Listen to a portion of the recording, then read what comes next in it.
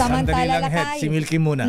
Sa Kamara Impeachment Vigil, ikakasa para kalampagin ang Kamara na isulong na ang impeachment complaints laban kay Vice President Sara Duterte bago daw abutan ng session break. Alamin natin ang report mula kay RH12, Milky Rigunan. Manang Milky.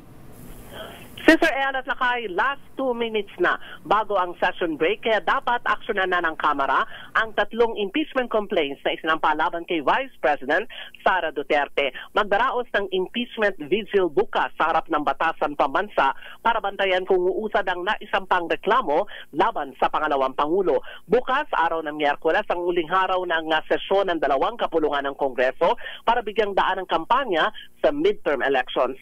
Ayon kay Renato Reyes ng Bayan, last 2 minutes na ang sesyon bago ang break. Hindi na dapat i-dribble pa ang impeachment, kundi kailangan ay fast break para daw madala na ang articles of impeachment sa Senado dahil ito umano ang hiling ng taong bayan.